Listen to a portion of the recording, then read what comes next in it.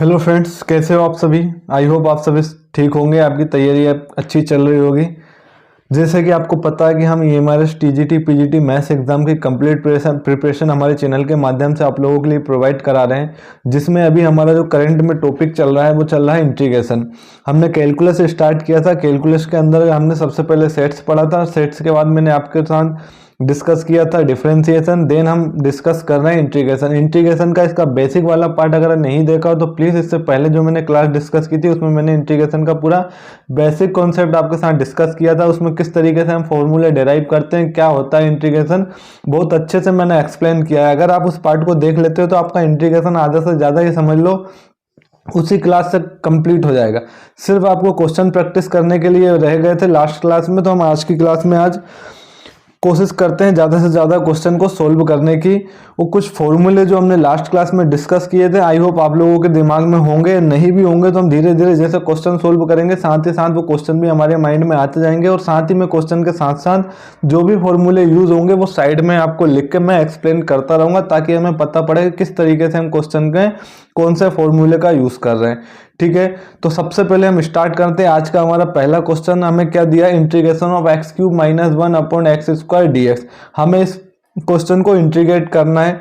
Integrate करने के लिए सबसे पहले हमें क्या करना पड़ेगा, तो सबसे पहले हमें इसको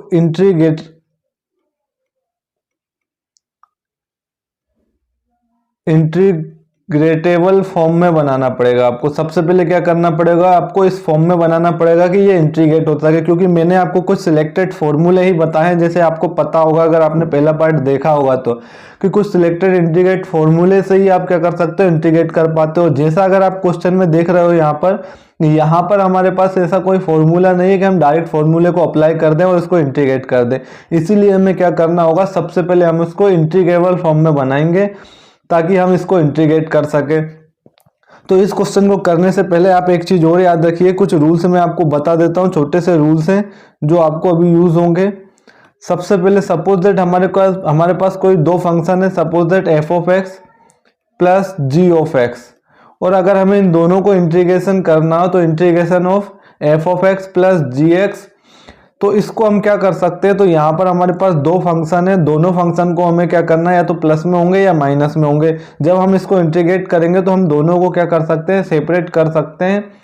f(x) dx प्लस ये हो जाएगा इंटीग्रेशन ऑफ g(x) dx। ठीक है, ऐसा करने में कोई दिक्कत नहीं होती है और ना ही आपको होनी चाहिए। अगर यही फॉर्मूला माइनस के टर्म में होता, suppose that f(x) minus g(x), कोई दो फंक्शन है हमारे पास, इसको हमें क्या करना है, हमें इसको इंटीग्रेट करना है। तो इसको इंटीग्रेट जब हम करेंगे तो हम दोनों को क्या कर सकते हैं, हम दोनों को सेपरेट कर सकते हैं। यहाँ पर हम लिख लेंगे integration of f(x) dx minus integration of g(x) dx। ठीक है, हम दोनों को प्लस साइन से होगा तो प्लस से, माइनस होगा तो माइनस से, प्लस माइनस दोनों हो सकते हैं यहाँ पर। तो हम दोनों को क्या करते हैं, सेपरेट करके इंटीग्रेट कर लेते हैं। तो पहली चीज आप ये याद रखोगे, साथ ही आप एक चीज और याद रखोगे, तो वो दूसरी चीज क्या है कि अगर हमारे पास कोई एक ऐसा फंक्शन है f(x) जिसको हमें क्या करना है, इंटीग्रेट करना है, और उसके साथ हमारे पास एक कोई कॉन्स्टेंट टर्म है, सपोज दैट k है।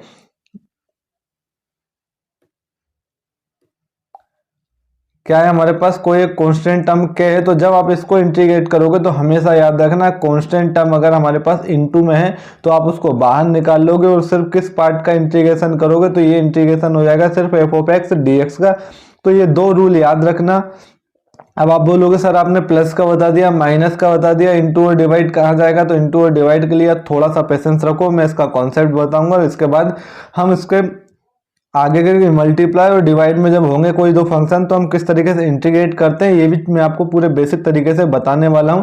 तो आइए स्टार्ट करते हैं हम आज का हमारा पहला क्वेश्चन हमें गिवन है integration of x³ - 1 upon x² dx। जैसा कि मैंने आपको बताया था, इसका हमारे पास सीधा सीधा इंटीग्रेशन का कोई फॉर्मूला नहीं होता है। तो सबसे पहले हम इसको इस फॉर्म में कन्वर्ट करेंगे कि हम क्या करें, फॉर्मूले जो हमने पढ़े इंटीग्रेशन के हम वो अप्लाई कर सके। हम फॉर्मूले अप्लाई करने के लिए इसको हम उस फॉर्म में कन्वर्ट करने के लिए इसको सोल्व करेंगे। तो इसको जब हम सोल्व करेंगे तो अब देखो, हम इसको इंटीग्रेट करेंगे तो ये हो जाएगा x³। अब एक्स स्क्वायर अगर आप देखोगे तो ये दोनों के डिवाइड में, तो हम इसको सेपरेट कर लेंगे, तो ये जाएगा x cube upon X square minus का 1 अपॉन एक्स स्क्वायर, और इधर चल रहा है हमारे पास क्या है, dx। आपको पता होगा कि अगर हमारे पास इस तरीके से कोई नंबर होता है a प्लस बी अपॉन सी, तो हम इसको क्या लिख सकते हैं, तो हम इसको लिख सकते हैं a upon C plus B upon C. वही चीज मैंने यहाँ पर करी है। तो integration of X cube upon X square minus 1 upon X square dx। जब आप इसको आगे सोल्व करोगे तो आप देखोगे एक्स स्क्वायर से एक्स स्क्वायर कैंसिल हो जाएगा, यहाँ पर क्या बचेगा हमारे पास, एक्स बचेगा, माइनस ये हो जाएगा 1 upon X square dx, 1 upon X square dx। अब आप इसको दोनों को सेपरेट कर लोगे, जब दोनों को सेपरेट कर लोगे तो ये हो जाएगा integration of X dx minus integration of 1 by X square dx। इसको अब आगे हम सोल्व कर लेंगे।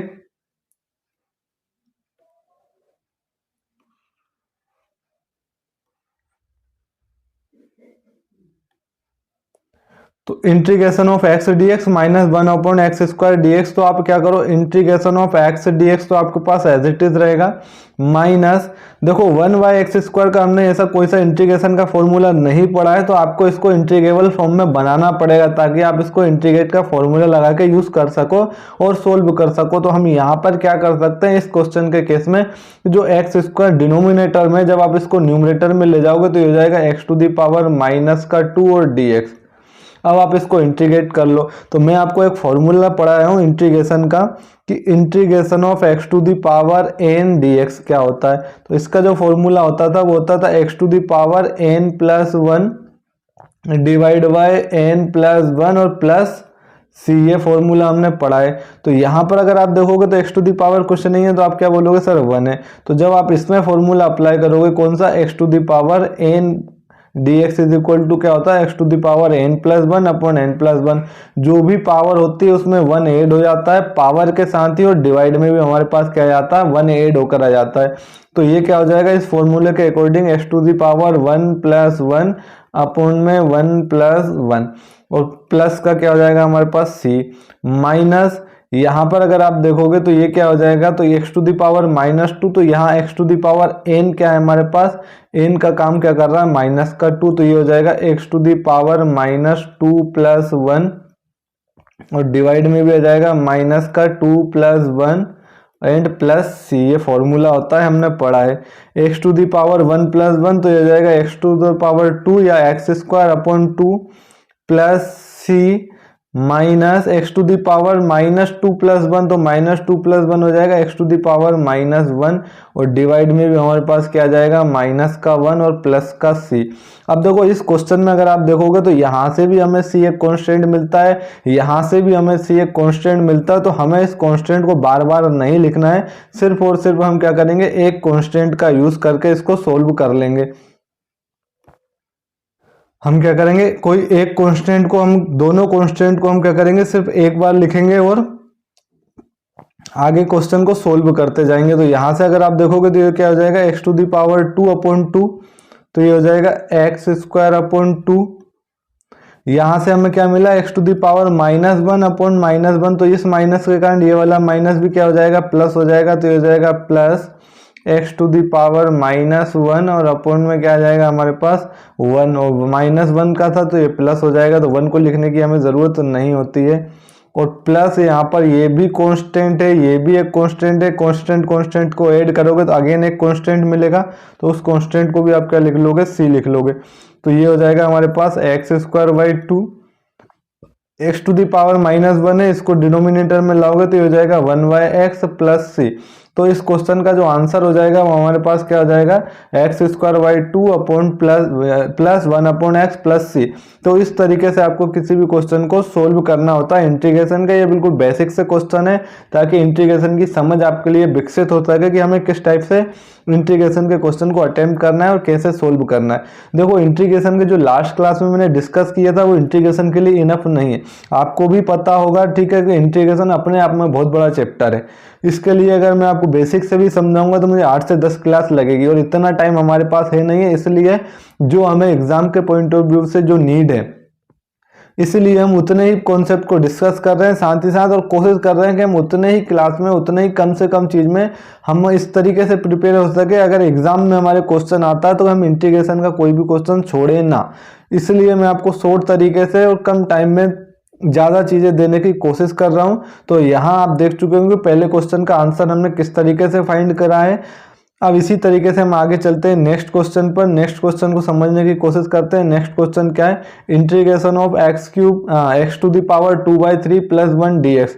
तो आप क्या करोगे, तो मैंने आपको बताया था कि हम इसको क्या कर लेते हैं, सेपरेट कर लेते हैं। तो यहाँ पर जब आप सेपरेट करोगे इसको,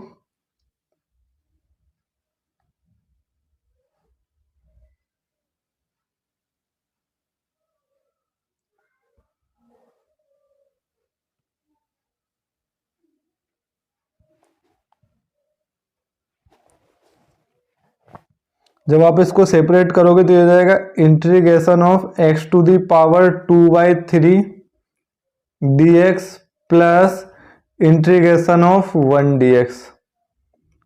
ठीक है, x टू द पावर 2/3, यहाँ पर मैंने आपको फॉर्मूला पढ़ाया है x to the power n dx, integration of x to the power n dx। ये क्या होता है, तो ये होता है हमारे पास x to the power n+1 divide by n+1 plus c। ठीक है, और दूसरा फॉर्मूला जो यहाँ पर हम अप्लाई करेंगे, इंटीग्रेशन ऑफ 1 dx, मैंने आपको बताया था। आप इसको इंटीग्रेशन ऑफ 1 dx लिखो, या आप नॉर्मली इसको dx भी लिख सकते हो, और इसकी जो वैल्यू होती है वो होती है x प्लस सी।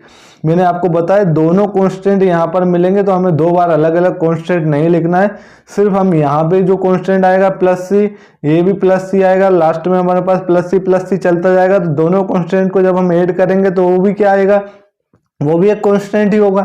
ठीक है, तो हम इस कांस्टेंट को बार बार ना लिख के हम लास्ट में एक कांस्टेंट की टर्म में सी को ऐड कर देते हो। तो यहाँ पर जब आप फॉर्मूला अप्लाई करोगे तो ये क्या हो जाएगा, एन की वैल्यू यहाँ पर क्या हो जाएगी इस फॉर्मूले के according 2/3।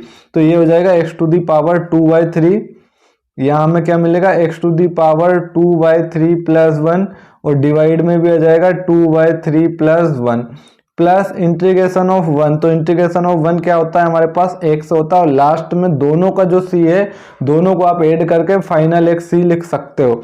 x to the power 2/3 + 1, तो ये कितना हो जाएगा, तो ये हो जाएगा x to the power 5/3, divide में भी हमारे पास चल रहा है 5/3 प्लस x प्लस c। जब 5/3 को आप पलट दोगे तो ये हो जाएगा 3/5 x to the power 5/3 plus x plus C. तो ये इस क्वेश्चन का हमारा राइट आंसर हो जाएगा। इस तरीके से आपको इंटीग्रेशन के क्वेश्चन को सोल्व करना है। ये बिल्कुल बेसिक क्वेश्चन है, और आगे अच्छे अच्छे क्वेश्चन भी मैं आपके साथ डिस्कस करने वाला हूं आज की क्लास में ही।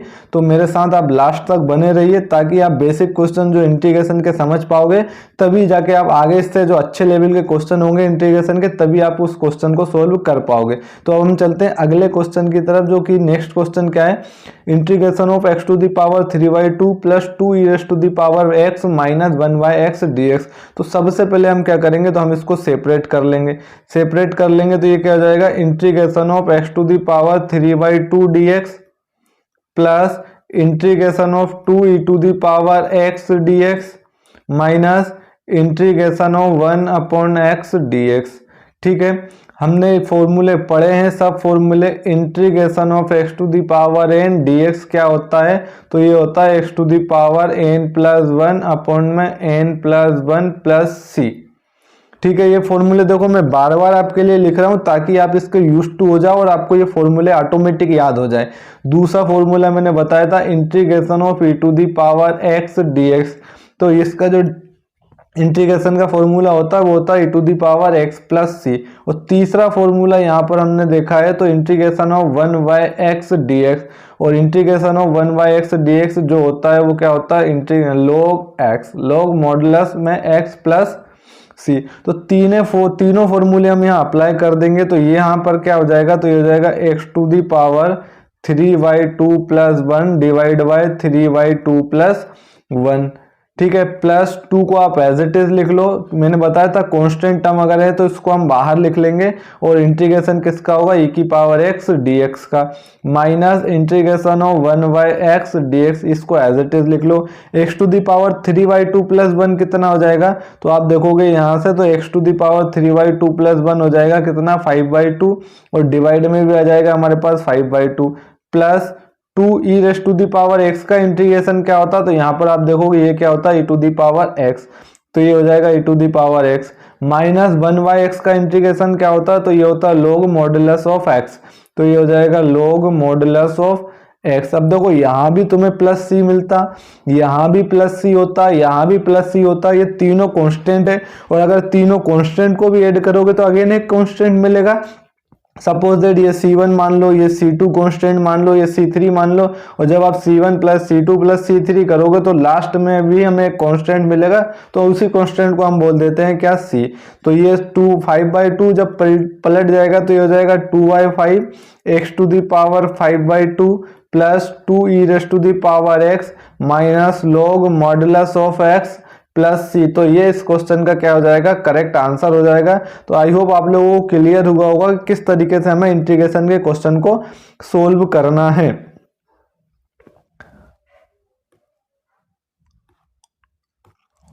नेक्स्ट क्वेश्चन क्या है, integration of 4 E raise to the power 3x plus 1 dx। तो सबसे पहला काम क्या है, सेपरेट कर लो, तो सेपरेट करोगे तो 4 E raise to the power 3x dx plus integration of 1 dx।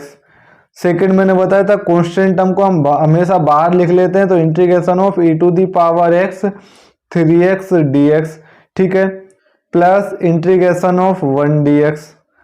जब आप इसको सोल्व करोगे तो 4 इंटू में e raise to the power 3x, और e raise to the power 3x का इंटीग्रेशन क्या होता है, तो ये हो जाता है integration of e raise to the power 3x dx।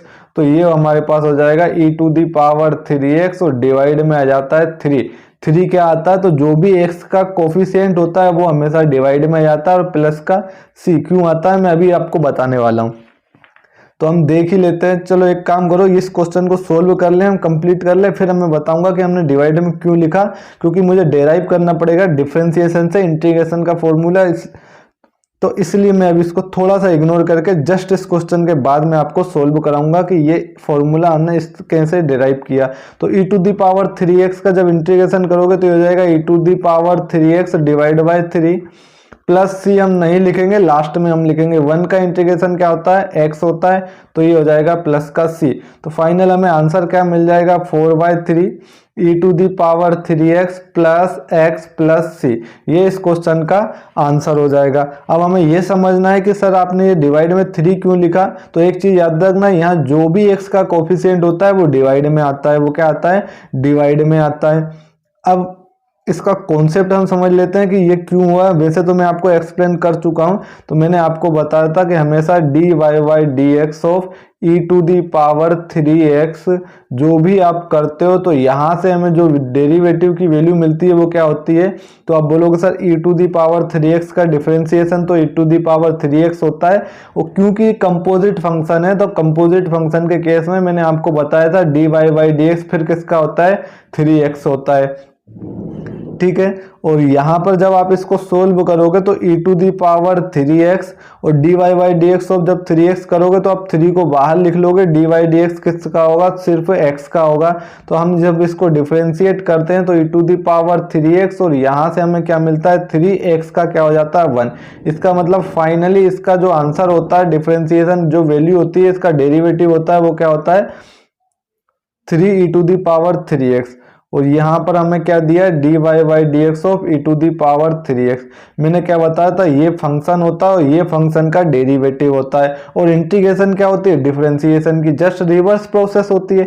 इसका मतलब अगर आप रिवर्स प्रोसेस होती है मतलब इससे अब हमें क्या फाइंड करना है, फंक्शन फाइंड करना है, तो उसको हम बोल देते हैं इंटीग्रेशन, और इंटीग्रेशन का हम साइन यूज करते हैं इस तरीके से। तो ये हो जाता है 3 e to the power 3x dx, तो ये वैल्यू क्या हो जाएगी, तो यहाँ पर हो जाएगी हमारे पास e to the power 3x। इसका इंटीग्रेशन क्या हो जाता है, तो ये वाला जो फंक्शन जिसका डिफरेंशिएशन ये होता है उसका इंटीग्रेशन वो फंक्शन हो जाता है। ठीक है, अब हमें क्या करना है, e to the power 3x का डिफरेंशिएशन करना, तो मैंने अभी आपको इंटीग्रेशन करना है, सॉरी, तो अभी मैंने बताया था आपको कांस्टेंट टर्म को हम इंटीग्रेट नहीं करते, हमेशा बाहर लिख लेते हैं। तो फाइनली हमें इंटीग्रेट किसको करना है, e to the power 3x dx को, जो कि क्या हो जाएगा, e to the power 3x हो जाएगा। और मैंने बताया था फंक्शन के साथ हमेशा प्लस सी भी हम लेते हैं, लास्ट क्लास देखना है क्यों लेते हैं, मैंने बहुत बेसिक से इसके बारे में डीपली बताया है। तो ये हो जाएगा e to the power 3x plus C. यहाँ से जब आप integration of e to the power 3x dx की वैल्यू फाइंड करोगे तो ये 3 न्यूमरेटर से, सॉरी, इनटू से कहाँ चला जाएगा, डिवाइड में, तो ये हो जाएगा e to the power 3x plus C divide by 3। तो यहाँ से आप इसको सेपरेट कर लोगे तो ये हो जाएगा e to the power 3x divide by 3 plus, यहाँ से देखो c बाय 3, और c बाय 3 क्या होता है, तो c एक कांस्टेंट है, किसी कांस्टेंट को किसी नंबर से डिवाइड करोगे, किसी कांस्टेंट से डिवाइड करोगे तो कांस्टेंट को जब कांस्टेंट से डिवाइड करोगे तो अगेन एक कांस्टेंट मिलेगा, और उस कांस्टेंट को हम क्या बोल देते हैं, फिर से c बोल देते हैं। तो अब आपने देखा कि यहाँ पर integration of e to the power 3x dx का जो इंटीग्रेशन होता है वो क्या होता है, e to the power 3x by 3। तो आपको इतना अब नहीं करना, सीधा सीधा आपको क्या करना है, जो भी x का कोफिशिएंट है पावर में उसको आप हमेशा डिवाइड में लिख लोगे। आई होप आप लोगों को क्लियर हुआ होगा किस तरीके से हमें इसको इंटीग्रेट करना होता है, और ये डिफरेंशिएशन के जस्ट अपोजिट प्रोसेस होती है। और ये क्यों कैसे लिखा, तो अगर आप इसको समझना चाहते हो तो इसका पहला पार्ट जरूर देखो। पहला पार्ट अगर आप देख लोगे तो यहाँ आपके माइंड में कोई सा क्वेश्चन मैंने नहीं छोड़ा जो आना चाहिए, क्योंकि मुझे खुद पता है कि आपके माइंड में क्या चलता होगा, क्या नहीं चलता होगा, किस टाइप के क्वेश्चन उठते होंगे। तो मेरी कोशिश ये रहती है कि वो क्वेश्चन के क्लियर मैं आपको पहले ही क्वेश्चन को, आपके जो भी माइंड में चल रहा है उनको मैं पहले ही क्लियर कर दूं। अब हम चलते हैं आगे के क्वेश्चन की तरफ। नेक्स्ट क्वेश्चन क्या है, integration of x square minus X square into 1 minus X square dx। अब देखो इसका कोई फॉर्मूला पढ़ा है क्या हमने इंटीग्रेशन का, तो इंटीग्रेशन का ऐसा हमने कोई फॉर्मूला नहीं पढ़ा है। तो इसका मतलब अब इसी फंक्शन को आपको क्या करना है, हमें इंटीग्रेबल बनाना है। इसका मतलब हमें ऐसा फॉर्मूला बनाना है कि इसको हम इंटीग्रेट कर सके। ठीक है, तो अब आपको इसको सोल्व करने के लिए आप सीधा क्या करो, एक्स स्क्वायर का अंदर मल्टीप्लाई कर दो। जब आप एक्स स्क्वायर का अंदर मल्टीप्लाई करोगे तो ये हो जाएगा एक्स स्क्वायर माइनस का X square divide by X square और dx। जब आप इसको आगे सोल्व करोगे तो integration of x square as it is रहेगा, माइनस एक्स स्क्वायर को एक्स स्क्वायर से डिवाइड कर दोगे तो ये 1 टाइम कैंसिल हो जाएगा, तो यहाँ बचेगा माइनस का 1 dx। अब इस फंक्शन को हम सेपरेट कर देंगे तो ये हो जाएगा integration of x square dx minus integration of 1 dx। अब फॉर्मूला कौन सा लगेगा, तो अब आपको समझ जाना चाहिए x to the power n dx। x to the power n dx हमारे पास क्या होता है, तो ये होता है x to the power n plus 1 divide by n plus 1 plus c। और सेकंड फॉर्मूला भी हमने पढ़ा है, इंटीग्रेशन ऑफ 1 dx बोल दो या इंटीग्रेशन ऑफ dx बोल दो, ये क्या होता है x प्लस c होता है। यहाँ पर आप फॉर्मूला अप्लाई करोगे कौन सा, x to the power n वाला, तो ये हो जाएगा x to the power 2 plus 1 divide by 2 plus 1। यहाँ n का काम क्या कर रहा है हमारे लिए 2, माइनस 1 का करोगे तो ये हो जाएगा x, और यहाँ से हमें मिल जाएगा प्लस का 6, तो ये हो जाएगा x to the power 3 divide by 3 minus x plus c। तो ये इस क्वेश्चन का राइट आंसर हो जाएगा। अब आगे के क्वेश्चन की तरफ चलते हैं। नेक्स्ट क्वेश्चन क्या है, integration of x square plus B X plus C D X. तो सिंपल आपको सबसे पहले क्या करना है, इसको सेपरेट करना, तो ये हो जाएगा X square D X plus integration of V X D X plus integration of C D X. ठीक है, यहाँ पर जो भी कांस्टेंट टर्म होती है उसको हम बाहर लिख लेते हैं, तो ए को बाहर लिख लोगे आप, तो ये हो जाएगा X square D X plus integration of X D X plus C को कांस्टेंट को बाहर लिख लोगे, इंटीग्रेशन ऑफ dx। ये हो जाएगा a। अब आप सीधा देखो, अब आपको समझ में आ जाएगा कि x to the power n का फॉर्मूला लगेगा यहाँ भी। तो x to the power n dx क्या होता है, तो ये क्या होता है x to the power n plus one divide by n plus one plus C. ये मैं बार बार लिख रहा हूँ ताकि आपके माइंड में बार बार ये चीज़ें आए और आपको ऑटोमेटिक ये चीज़ें याद होने लगे।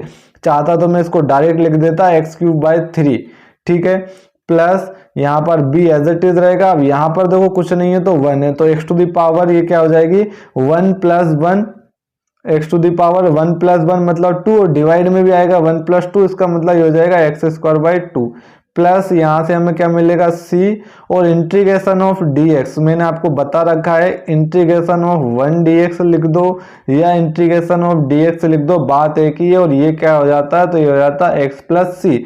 तो यहाँ पर इंटीग्रेशन ऑफ dx तो ये हो जाएगा x, ठीक है, और प्लस कांस्टेंट आएगा तो उस कांस्टेंट को आप कैपिटल C लिख लो ताकि आप कंफ्यूज ना हो, क्योंकि ऑलरेडी हमें C कांस्टेंट दे रखा तो आप इसको D लिख लो, ठीक है, नहीं तो आप C1 भी लिख सकते हो। तो ये इस क्वेश्चन का क्या हो जाएगा, करेक्ट आंसर हो जाएगा।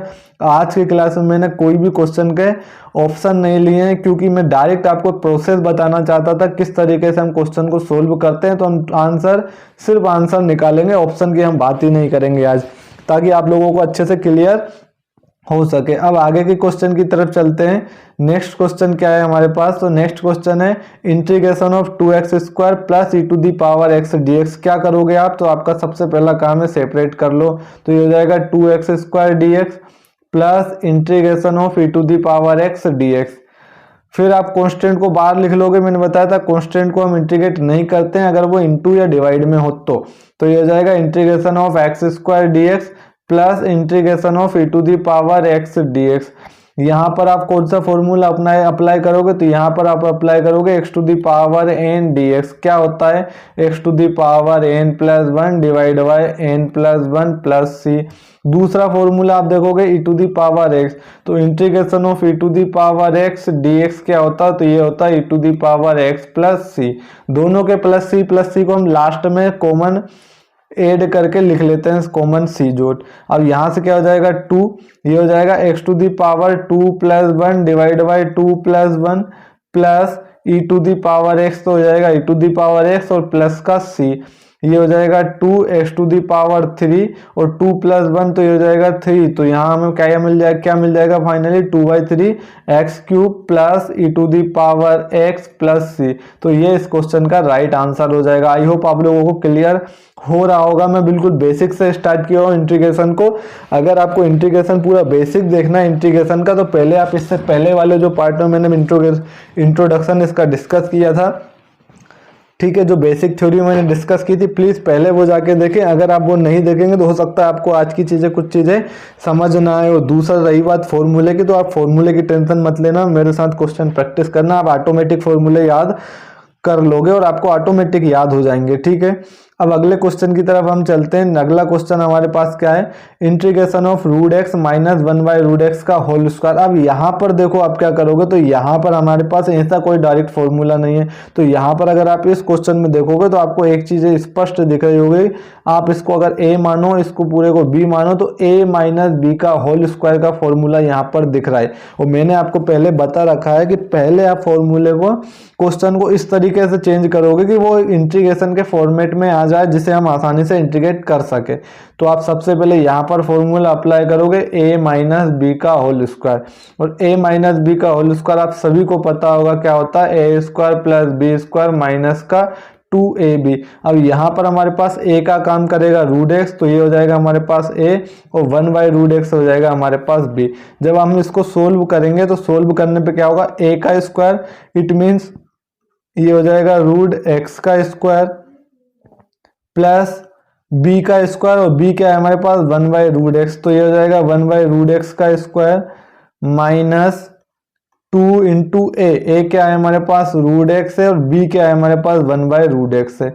तो इसको जब आप सोल्व करोगे तो रूट एक्स से रूट एक्स कैंसिल हो जाएगा। रूट एक्स का स्क्वायर क्या होता है, तो रूट एक्स का स्क्वायर होता है x, plus 1 by root x का स्क्वायर क्या होता है, तो 1 बाई रूट एक्स का स्क्वायर हो जाएगा x, और माइनस क्या मिल जाएगा हमें 2। इसका मतलब ये जो वैल्यू है वो किसकी है, तो ये है, मैं यहाँ लिख देता हूँ, ये जो वैल्यू है किसकी इक्वल में चल रही है, तो ये चल रही है रूट एक्स माइनस 1/√x का होल स्क्वायर।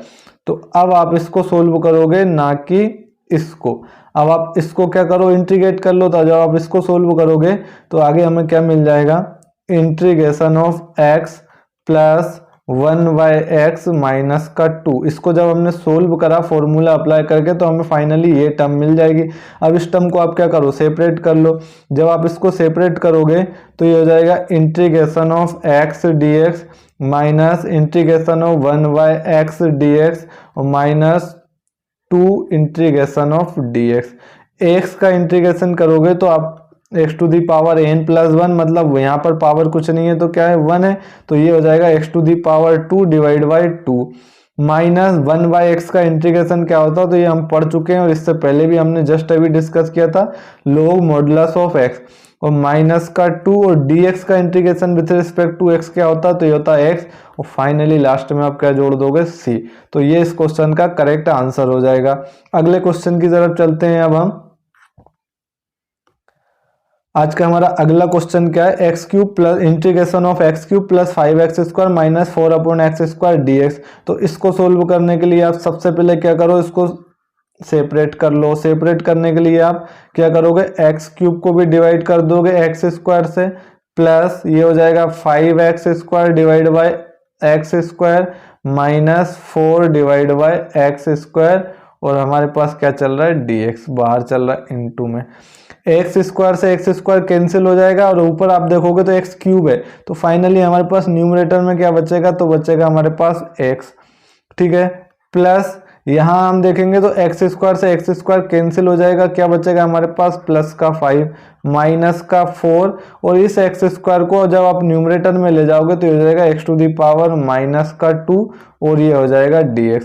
अब यहाँ हम इसको सेपरेट कर लेंगे तो ये हो जाएगा integration of x dx plus integration of 5 dx minus integration of 4x to the power minus 2 dx। तो x का इंटीग्रेशन करोगे तो x to the power n, हमें अभी फिर पता क्या होता है x to the power n dx, तो ये होता है भाई साहब x to the power n plus 1 divide by n plus 1 plus c। तो यहाँ पर x टू दी पावर कुछ नहीं है तो 1 है, तो यहाँ पर क्या हो जाएगा x to the power 1 plus 1 divide में 1 प्लस 1 प्लस 5 को बाहर निकाल लोगे, बचेगा क्या, इंटीग्रेशन ऑफ dx माइनस यहाँ से 4 को बाहर निकालोगे x to the power minus 2 और dx को इंटीग्रेट करोगे तो ये हो जाएगा x to the power 2 divide by 2 plus 5 dx का integration with respect to x, तो ये हो जाएगा x माइनस 4। इसको जब सोल्व करोगे तो ये हमें क्या देगा, x to the power minus 2 plus 1 divide में भी हमारे पास चलेगा minus 2 plus 1 and plus c। तो x² बाई 2 प्लस का 5x माइनस, अब देखो माइनस 2 प्लस 1 क्या हो जाएगा, माइनस 1, माइनस 2 प्लस 1 होगा माइनस 1 और ये माइनस से ये माइनस क्या हो जाएगा, प्लस, तो प्लस का 4 और ऊपर चल रहा है x to the power minus 1 और x to the power minus 1 plus c। तो ये इसका करेक्ट आंसर हो जाएगा। और अगली स्टेप में आप क्या कर लेना, तो जो x to the power minus 1 है उसको नीचे ले जाना डिनोमिनेटर में, तो x² by 2 plus 5x plus 4/x plus c। तो ये इस क्वेश्चन का राइट आंसर हो जाएगा। ठीक है, आई होप आप लोगों को सब क्लियर हो रहा होगा कि किस तरीके से हमें इंटीग्रेशन के क्वेश्चन को सोल्व करना है। अब आगे के क्वेश्चन की तरफ चलते हैं, जो कि अगला क्वेश्चन है अब हमारा क्या, integration of X cube plus 3x plus 4 divide by √x dx। Same काम करोगे आप, सेपरेट कर लोगे, तो सेपरेट जब आप करोगे तो एक्स क्यूब के डिवाइड में आ जाएगा √x plus 3x divide by √x plus 4 divide by √x और dx। अब आप देखोगे यहाँ पर √x है, √x का मतलब जब हम √x से रूट को हटाते हैं तो हमें पता है क्या हो जाती है, x टू दी पावर 1/2। तो ये हो जाएगा x to the power 1/2, it means x cube और डिवाइड में आ जाएगा x to the power 1/2 plus 3x divide में x to the power 1/2 plus 4 divide by x to the power 1/2 dx। 1/2 सब डिनोमिनेटर में आप ऊपर ले जाओगे तो न्यूमरेटर में पावर -1/2 हो जाएगी। तो x⁻³ इंटू में x⁻⁻1/2, ठीक है, प्लस 3x और इंटू में जाएगा तो x⁻⁻1/2, इसी तरीके से प्लस का 4 x⁻⁻1/2 dx। अब आप सबको सेपरेट कर लोगे तो ये हो जाएगा x⁻³ और ये हो जाएगा x⁻⁻1/2, और जब 3 में से आप 1/2 माइनस करोगे तो ये कितना हो जाएगा 5/2, है ना। जब आप इसको सोल्व करोगे तो ये हो जाएगा x⁻³ -1/2। पहले हम फॉर्मूला अप्लाई, यहाँ इंटीग्रेशन का नहीं कर रहे हैं, हमने एक फॉर्मूला पढ़ा है अलजेब्रा का, x⁻m इंटू x⁻n क्या होता है x⁻m+n। यहाँ आप देखोगे x⁻³ है, यहाँ x⁻⁻1/2 है, तो m हो जाएगा 3, n क्या हो जाएगा -1/2, तो ये हो जाएगा 3 + 1/2, लेकिन इस -1/2 के जो माइनस साइन है उसके कारण ये भी क्या हो जाएगा माइनस हो जाएगा, इट मीन्स 3 - 1/2 हो जाएगा ये। और इसको आप सेपरेट कर लोगे तो ये हो जाएगा dx, प्लस 3 बाहर चल रहा है, इसको आप बाहर लिख लो। x⁻, यहाँ पर क्या है 1 है, यहाँ पर कितना है 1/2 है, 1 में से 1/2 माइनस करोगे तो ये हो जाएगा x⁻1/2 dx, plus 4x⁻−1/2 dx। जब आप इसको सोल्व करोगे तो x⁻3 - 1/2 तो ये हो जाएगा x⁻3 - 1/2 तो ये हो जाएगा x⁻5/2 dx, plus 3x⁻1/2 dx, plus 4x⁻−1/2 dx। अब आप इसको इंटीग्रेट कर लोगे, आई होप आप लोग कर लोगे किस तरीके से हमें इसको इंटीग्रेशन करके सोल्व करना है। मैं अगले क्वेश्चन, अगली स्लाइड पे ले लेता हूँ इसको। क्वेश्चन को क्या दिया, x⁻5/2 dx, 3x⁻1/2 dx क्या दिया है, integration of x⁻5/2 dx plus integration of 3x⁻1/2 dx minus 4x⁻−1/2 dx। यही था, एक बार और हम क्लियर कर लेते हैं, एक बार कंफर्म कर लेते हैं। x⁻5/2 plus 3x⁻1/2 dx plus 4x⁻−1/2, ठीक है। तो यही था हमारे पास लास्ट स्टेप, इसको हम आगे सोल्व करते हैं। तो यहाँ पर कौन सा फॉर्मूला अप्लाई करोगे, तो यहाँ पर हो जाएगा साहब x⁻n dx, और x⁻n dx क्या होता है x⁻n+1 divide n+1 plus c। यहाँ भी आप x⁻n का फॉर्मूला अप्लाई करोगे और यहाँ भी आप x⁻n का फॉर्मूला अप्लाई करोगे, तो ये क्या हो जाएगा, तो ये हो जाएगा x⁻5/2 + 1 डिवाइड में 5/2 + 1 प्लस 3x⁻1/2 + 1 डिवाइड में क्या हो जाएगा 1/2 + 1 माइनस 4, ये हो जाएगा x⁻−1/2 + 1 डिवाइड में आ जाएगा -1/2 + 1। इसको जब आप सोल्व करोगे तो x⁻5/2 + 1 कितना हो जाएगा, तो 7/2, और डिवाइड में भी आ जाएगा हमारे पास 7/2 प्लस 3x⁻1/2 + 1, तो x⁻1/2 + 1 क्या होता है x⁻3/2, और डिवाइड में भी आ जाएगा 3/2 माइनस 4x⁻−1/2 + 1 क्या होता है, तो ये होता है हमारे पास x⁻−1/2 + 1 -1/2 + 1 कितना हो जाएगा, तो ये प्लस का 1/2 हो जाएगा, सॉरी क्या हो जाएगा प्लस का 1/2, और नीचे भी प्लस का 1/2 आ जाएगा। तो इसको जब आप सोल्व करोगे तो ये पलट जाएगा 2/7 x⁻7/2 प्लस 3/2 भी पलट के क्या हो जाएगा 2/3 x⁻, और 3 पहले से भी है देखो यहाँ, तो ये 2 इधर मल्टीप्लाई में चला जाएगा, तो ये कितना हो जाएगा 3 से मल्टीप्लाई होकर 6/3, और 6/3 को भी आप कैंसिल कर दो तो ये, या फिर आप सीधा सीधा यहाँ से कैंसिल कर दो ना, ये 3 से 3 कैंसिल हो जाएगा, 2 प्लट के ऊपर चला जाएगा, तो ये हो जाएगा 2x⁻3/2 माइनस, और ये देखो 2 इधर जाएगा तो मल्टीप्लाई में हो जाएगा 2 × 4 = 8 x⁻−1/2, और माइनस सॉरी प्लस का ही 1/2 है, ये क्या है प्लस का ही 1/2 है और प्लस का c, तो ये इस क्वेश्चन का राइट आंसर हो जाएगा। ठीक है, समझ आ रहा है कि नहीं, मुझे उम्मीद है पूरी तरीके से कि आपको समझ में आ रहा होगा, क्योंकि हमने इसको पूरे बेसिक्स से जानने की कोशिश की है। अब आगे के क्वेश्चन पे चलते हैं इसी तरीके से। नेक्स्ट क्वेश्चन क्या है हमारे पास, integration of X cube minus X square plus X minus one divide by X minus one D X. मैंने सबसे पहले आपको स्टार्टिंग में ही बताया था कि क्वेश्चन को आपको इस फॉर्म में चेंज करना है कि वहां पर आप फॉर्मूला अप्लाई कर सको। जो भी आपने इंटीग्रेशन के फॉर्मूले पढ़े हैं, आप कोशिश करो कि उन फॉर्मूले के फॉर्म में वो क्या हो जाए, कन्वर्ट हो जाए। अगर वो कन्वर्ट हो जाता है तो फिर हमें नॉर्मली इंटीग्रेट करना होता है, जो हम इजीली कर पाते हैं। लेकिन क्वेश्चन हमें सीधा सीधा इंटीग्रेट करने के फॉर्म में नहीं दिया होगा, पहले हम उसको इंटीग्रेट करने लायक बनाएंगे, पहले हम उसको उस लायक बनाएंगे और इसके बाद हम उसका पोस्टमार्टम करेंगे। तो आई होप आप लोगों को क्लियर हुआ होगा। अब इस क्वेश्चन को कवर सोल्व करोगे तो इस क्वेश्चन में आप देख पा रहे होंगे कि ऊपर x cube minus X square plus X minus one. तो इसमें एक लॉजिक हमें दिख रहा है, क्या दिख रहा है कि यहाँ पर अगर आप देखोगे तो यहाँ एक्स माइनस वन है, डिवाइड में भी एक्स माइनस वन है, और अगर मैं यहाँ से एक्स स्क्वायर कॉमन ले लेता हूं तो भी यहाँ क्या बचेगा, एक्स माइनस वन बचेगा। तो मैं इस वाली टर्म से, सिर्फ इतनी टर्म से मैं क्या करता हूँ, एक्स स्क्वायर कॉमन लूंगा।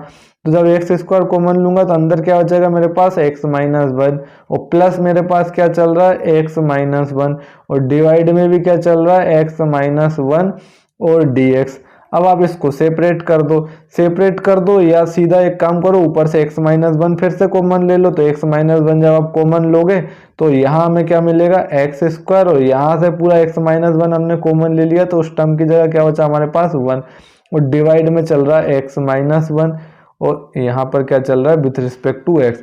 एक्स माइनस वन से एक्स माइनस वन कैंसिल हो जाएगा, फाइनली क्या बचेगा हमारे पास, तो integration of x square plus one D x. अब आप इसको सेपरेट कर लोगे तो ये हो जाएगा X square D X plus integration of one D x. अब आप समझ चुके होंगे, एक्स स्क्वायर को आप सीधा लिख लो X to the power three divide by three, और वन का इंटीग्रेशन क्या होता है तो हम कई बार पढ़ चुके हैं अभी की क्लास में ही। तो ये वन का integration with respect to x क्या होता है, एक्स होता है, और लास्ट का फाइनल सी। तो ये इस क्वेश्चन का करेक्ट आंसर हो जाएगा। ठीक है, आप लोगों को क्लियर हो रहा होगा कि किस तरीके से हमें इंटीग्रेशन के क्वेश्चन को सोल्व करना होता है। बहुत इजी क्वेश्चन होते हैं इंटीग्रेशन के, बस आपको बेसिक कॉन्सेप्ट और उसके फॉर्मूले बस आने चाहिए। अगर आपको फॉर्मूले बस आते हैं तो इंटीग्रेशन भी आप आसानी से कर लोगे।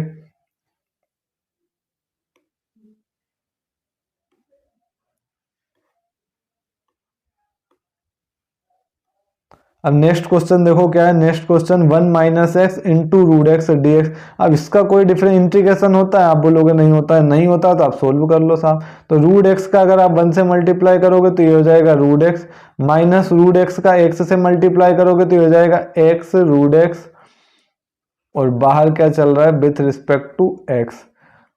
अब अगली स्टेप देखोगे तो यहां पर दोनों को सेपरेट कर लो तो ये हो जाएगा root x D x minus, अब देखो इसको जब आप सोल्व करोगे तो यहाँ पर x to the power one है, यहाँ पर x टू दी पावर क्या है हमारे पास वन है, इसका रूट हटाओगे तो पावर क्या मिल जाएगी हमें, वन बाई टू, और dx है। फॉर्मूला अभी मैंने पढ़ाया है आपको कि x to the power m into x to the power n, दोनों के बेस सेम हो, इंटू में हो तो पावर ऐड हो जाती है, m प्लस n हो जाती है, दोनों के बेस सेम है, पावर वन और वन बाई टू दोनों ऐड हो जाएगी। तो हमें क्या मिलेगा, तो हमें मिलेगा integration of root x, integration of root x D x minus ये क्या हो जाएगा x to the power one plus one by two, तो फाइनली ये हो जाएगा x to the power three by two और डी एक्स। इसको सोल्व करोगे तो रूट एक्स का इंटीग्रेशन होता है क्या, क्या होता है बताओ जल्दी। तो आप पहला काम तो है इसको सीधा सोल्व कर लो, ठीक है। और सीधा अगर आप सोल्व नहीं कर पा रहे हो तो सीधा देखो मैं डायरेक्ट लिख देता हूं आपको पूरा, एक्स टू दी पावर ये हो जाएगा one by two d x, ये क्या हो जाएगा x to the power one by two d x minus integration of x to the power three by two d x. अब यहाँ पर फॉर्मूला कौन सा अप्लाई करोगे आप, तो आपको पता होना चाहिए integration of x to the power N का फॉर्मूला अप्लाई होगा यहाँ भी, और जो कि क्या होता है X to the power N plus one divide by N plus one plus C. अब यहाँ पर एन क्या हो जाएगा हमारे पास, तो यहाँ पर एन हो जाएगा 1/2, यहाँ पर जो एन हो जाएगा वो कितना हो जाएगा 3/2। इसका मतलब इसका इंटीग्रेशन हो जाएगा x to the power 1/2 plus 1 divide में आ जाएगा 1/2 plus 1 minus x to the power 3/2 plus 1 divide by 3/2 plus 1। और लास्ट में आप क्या कर लोगे, दोनों का जो ऐड करके आप सब्सट्रैक्ट करो, ऐड करो कांस्टेंट में, तो वो हमेशा सी ही मिलेगा। x to the power 1/2 plus 1 मैं यहाँ पर सोल्व कर रहा हूँ, तो ये हो जाएगा x टू द पावर 3/2 और डिवाइड में भी आ जाएगा हमारे पास 3/2 minus x to the power 3/2 plus 1 करोगे तो ये हो जाएगा 5/2 और डिवाइड भी हमारे पास क्या हो जाएगा 5/2 और प्लस का c। इसको जब आप सोल्व कर लोगे तो सोल्व करने के बाद ये 3/2 चेंज हो जाके क्या हो जाएगा, तो ये हो जाएगा 2/3 x to the power 3/2 minus 5/2 पलट के हो जाएगा 2/5 x to the power 5/2 plus का c। तो ये इस क्वेश्चन का करेक्ट आंसर हो जाएगा। इस तरीके से हमें इंटीग्रेशन के क्वेश्चन को सोल्व करना होता है। हम इतने सारे क्वेश्चन कर चुके हैं एक ही टाइप के, तो आप लोगों को क्लियर हुआ होगा कि किस तरीके से हमें क्वेश्चन को सोल्व करना है। अगला क्वेश्चन और देखते हैं हम। यहाँ क्या दिया हमें, integration of 2x minus 3 cos x प्लस e to the power x dx। इसको किस तरीके से इंटीग्रेट करना है।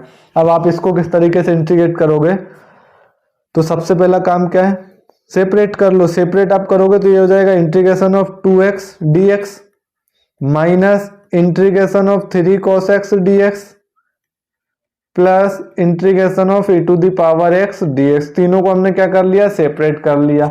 अब सेपरेट करने के बाद एक चीज और कर सकते हो आप, क्या, कांस्टेंट टर्म को बाहर लिख लो। कांस्टेंट टर्म को बाहर लिख लोगे तो 2 को हमने बाहर लिख लिया, integration of x dx minus 3 बाहर आ जाएगा, integration of cos x dx हो जाएगा plus e to the power x dx हो जाएगा ये। अब आप इसको सोल्व करोगे तो यहाँ x टू दी पावर क्या है 1 है, तो यहाँ पर कौन सा फॉर्मूला अप्लाई होगा, तो x to the power n वाला। तो ये हो जाएगा 2, ये फॉर्मूला हो जाएगा x to the power 1 plus 1 और डिवाइड में भी क्या आ जाएगा 1 प्लस 1 माइनस 3 cos x का डिफरेंशियल, सॉरी cos x का इंटीग्रेशन क्या होता है, तो cos x का इंटीग्रेशन होता है sin x। ठीक है, ये हमने पढ़ा है। Integration of cos x dx ये क्या होता है, तो ये हो जाता है sin x। क्या होता है, sin x plus integration of e to the power x dx क्या होता है, तो ये e to the power x ही होता है और प्लस का c। ये 2 प्लस 1 क्या हो जाएगा 2 और 2 से 2 कैंसिल हो जाएगा। फाइनली हमें क्या बचेगा x टू दी पावर 2 या x square minus 3 sin x plus E to the power x plus C. तो यहाँ से इसका जो आंसर हो जाएगा वो हो जाएगा X square minus 3 sine X plus E to the power x plus C. तो इस तरीके से आपको क्वेश्चन को सोल्व करना होता है। अब हम चलते हैं हमारे अगले क्वेश्चन की तरफ। अगला क्वेश्चन क्या है, integration of sec x plus 10x dx। अब इसको कैसे सोल्व करोगे, आप दिमाग लगाओ, कैसे करोगे। इसका कोई फॉर्मूला पढ़ा है तो आप बोलोगे सर नहीं पढ़ा है, नहीं पढ़ा है तो भाई सोल्व कर लो। और सोल्व करने के लिए तो जो हमें दे रखा है, जो हमें दिख रहा है क्लियर, पहले तो वो कर लो। सेक एक्स का इस ब्रैकेट के अंदर मल्टीप्लाई करके, तो सेक एक्स का सेक एक्स से मल्टीप्लाई करोगे तो ये हो जाएगा sec square x plus sec x का 10x से करोगे तो ये हमें क्या देगा, तो ये हमें देगा सेक एक्स 10x और बाहर क्या चल रहा है dx। अब हमें क्या करना है, तो अब हमें कुछ नहीं करना, सेपरेट करना है। तो ये हो जाएगा sec square x dx plus integration of sec x 10x dx। ठीक है, फॉर्मूला सेक स्क्वायर एक्स का इंटीग्रेशन जो होता है वो क्या होता है 10x होता है। क्या होता है 10x, मैं आपको पढ़ा चुका हूं। Integration of sec square x dx is equal to क्या होता है 10x होता है, क्योंकि 10x का डिफरेंशिएशन सेक स्क्वायर एक्स होता था। ठीक है, तो ये हो जाएगा 10x plus sec x 10x का जो इंटीग्रेशन होता है, तो सेक एक्स 10x का इंटीग्रेशन होता है सेक एक्स। ठीक है, और प्लस का सी। तो ये इसका करेक्ट आंसर हो जाएगा। ये भी आप याद रख लेना, integration of sec x 10x और dx, तो ये होता है सेक एक्स प्लस सी। इसको भी आप प्लस सी लिख लेना, तो ये इसका करेक्ट आंसर हो जाएगा। अब हम चलते हैं अगले क्वेश्चन की तरफ।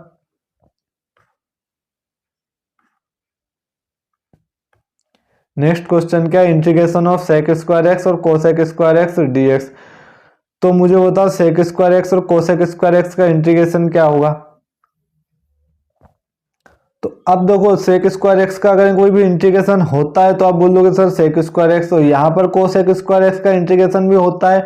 तो यहाँ पर फंक्शन तुम्हें डिवाइड में दिए और मैंने अभी तक डिवाइड का ऐसा कोई रूल नहीं बताया है कि जब फंक्शन हमारे पास डिवाइड में हो तो हम किस तरीके से इंटीग्रेट करते हैं, ऐसा अभी हमने कुछ भी डिस्कस नहीं किया है। अगर नहीं किया तो इसका मतलब जो तरीके से हम अभी सोल्व करते आए थे उसी तरीके से हम सोल्व करेंगे। तो इसको पहले आपको थोड़ा सा क्या करना पड़ेगा, इंटीग्रेशन हम कर सकें उसके अकॉर्डिंग उसको चेंज करना पड़ेगा। तो आप लोगों ने पढ़ा होगा कि जो सेक स्क्वायर एक्स होता है उसको हम लिख सकते हैं 1 कोस स्क्वायर एक्स। तो आप बोलोगे जी सर हमने पढ़ा है। दूसरा हमने पढ़ा है कि कोसेक स्क्वायर एक्स को हम क्या लिख सकते हैं, तो इसको हम लिख सकते हैं 1 साइन स्क्वायर एक्स। क्या लिख सकते हैं 1 साइन स्क्वायर एक्स। और अगर आप चाहो तो साइन स्क्वायर एक्स को क्या लिख सकते हो, तो ये इधर आ जाएगा, ये उधर चला जाएगा, तो ये हो जाएगा 1 कोसेक स्क्वायर एक्स। अब यहाँ पर सेक स्क्वायर एक्स है तो मैं कह सकता हूँ इनटू में कुछ नहीं है तो 1 है। तो आप बोलोगे सर 1 है क्योंकि 1 का मल्टीप्लाई हम कहीं भी कर सकते हैं।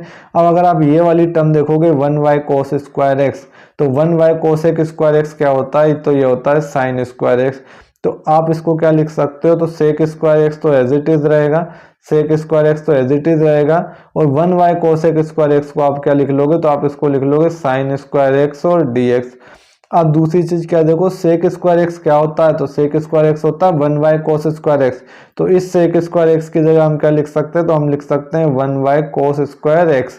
तो ये हो जाएगा 1 कोस स्क्वायर एक्स और इनटू में क्या चल रहा है हमारे पास साइन स्क्वायर एक्स और डी एक्स।